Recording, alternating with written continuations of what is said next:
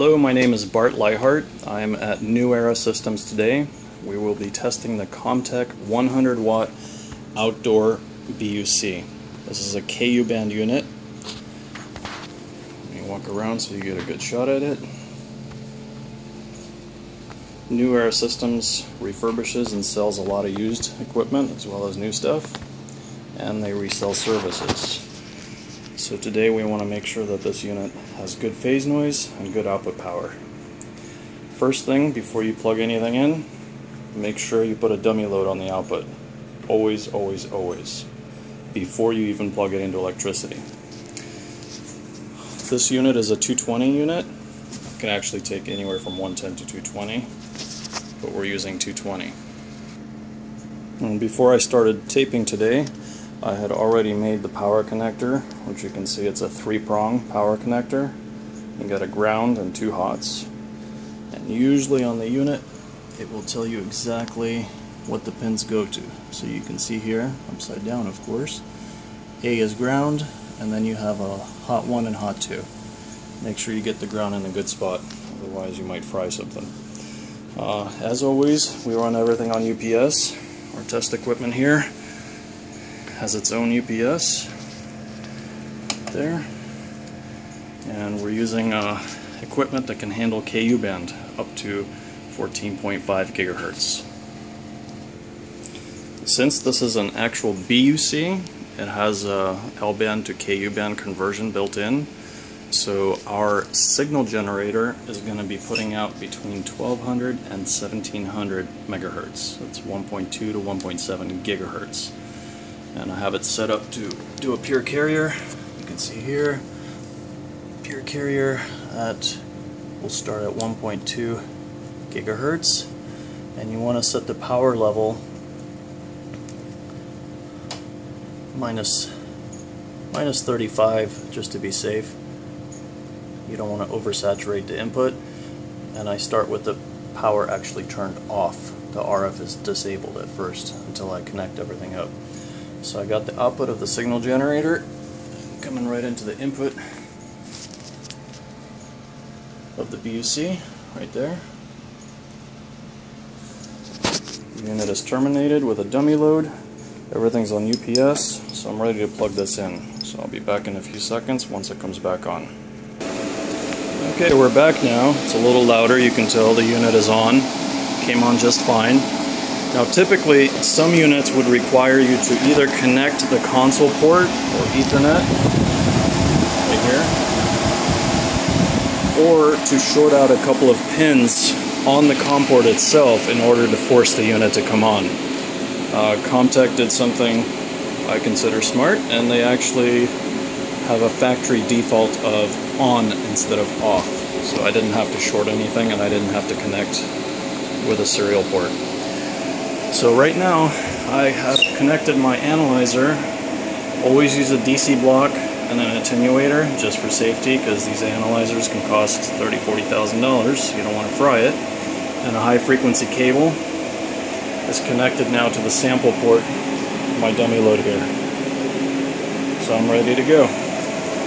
So let's go ahead and turn on the power. You can see on the analyzer we got our signal right here, so that's a good sign.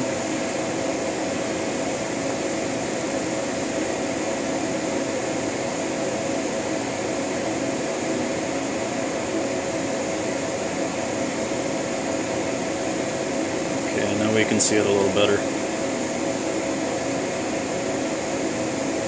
Zoom into it. Okay. There you go. Nice clean carrier. We're using a CW, which is a pure carrier from the source. So that's what we should see on the analyzer. You can see the frequency on the analyzer is 14 gigahertz.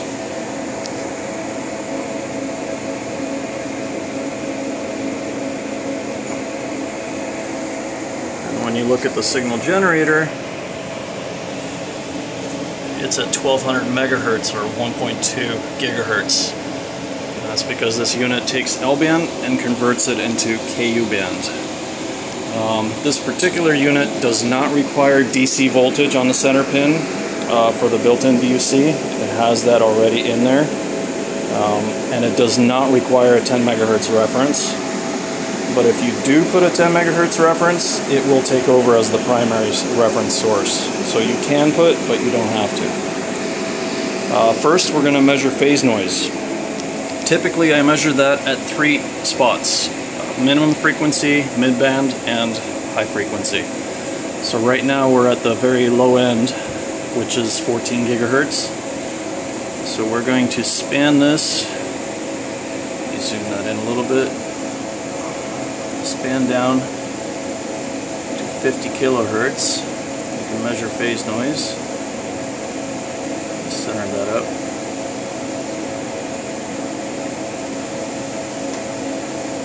Okay.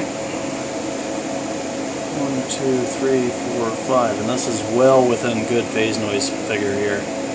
Very good. Okay, so we're going to go ahead and change the frequency.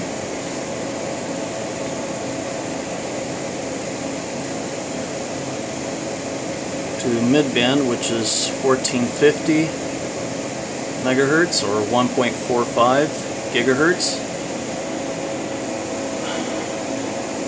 That would put us at 14.25 gigahertz. Yep, there we are.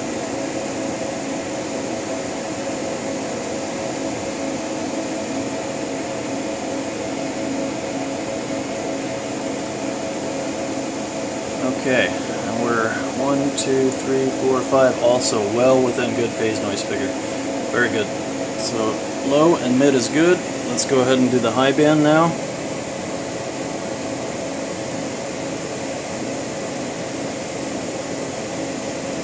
.7 gigahertz will put us at 14.5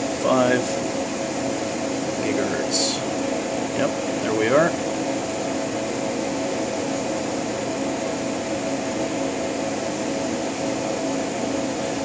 One, 2, 3, 4, 5. Again, very good phase noise. Okay, so this unit passes phase noise. Next, we're going to do a power test, P1 dB, at low, mid, and high. So I'll be back in just a second. Okay, I'm back. Now we're going to do the P1 dB test, or the compression test. Make sure the unit is good P1 dB. For that, I've connected a power meter to the sample port of the unit. You can see right here.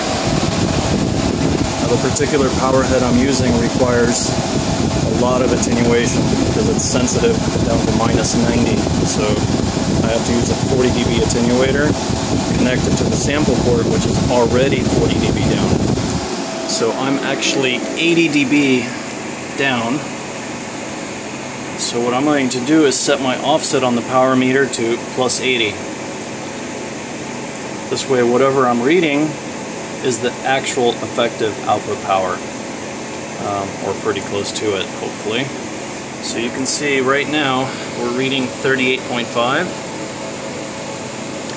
And our source is -30.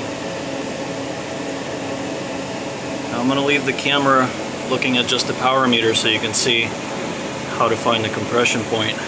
I'm going to change the source by +1 dB, which should give me +1 on the output here.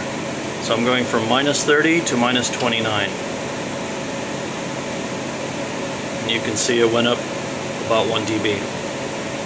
Now I'm going to go another one, which it would take me to -28, and it should go up another dB.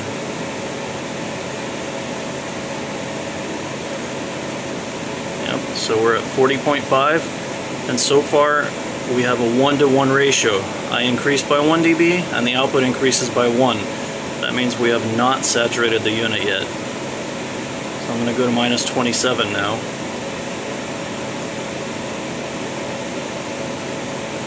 Okay, good, we're still good. I'm going to go to -26. Still good. -25. We're still good. Let's go to -24. Still good. So you can see as I go up by 1 on the source, the output goes up by 1. So we're still good. So let's go to minus 23.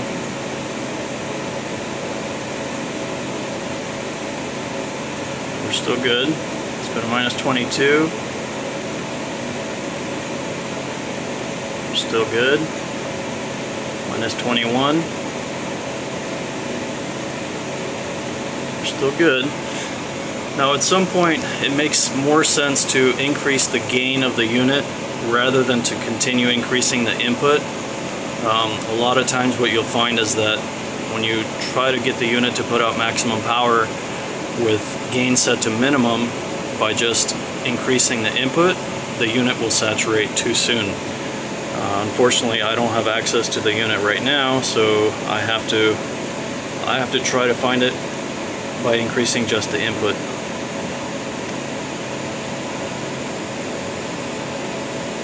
Okay, we're still good at minus 20, where we're starting to saturate a little bit, you can tell. If I go from minus 20 and back down to minus 21, this should change to 47.45.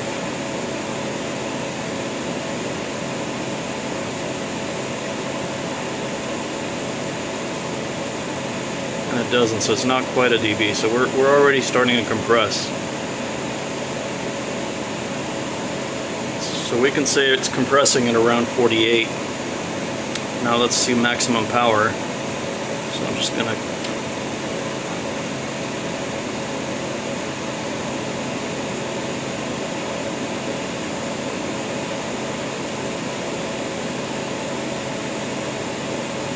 yeah, it's pretty much maxed out here at 49.8. Okay, I'm going to repeat this for the mid-band and high band, and I'll come back. Okay, now that I'm done testing the unit, what I'm going to do first, before I power it off, is I'm going to shut off the signal generator. And you can see now on the analyzer there's no signal, on the power meter no output. And I'm going to let the unit sit like this for 3 or 4 minutes just to let it cool off really good.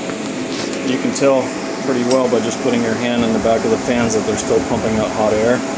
So when they start pumping out cool air or room temperature air, that's when I know it'll be safe to unplug it from power. And that's it. Once again, this is Bart Leichardt. I'm at New Era Systems today, testing the Comtech 100 watt outdoor BUC KU band. Thanks.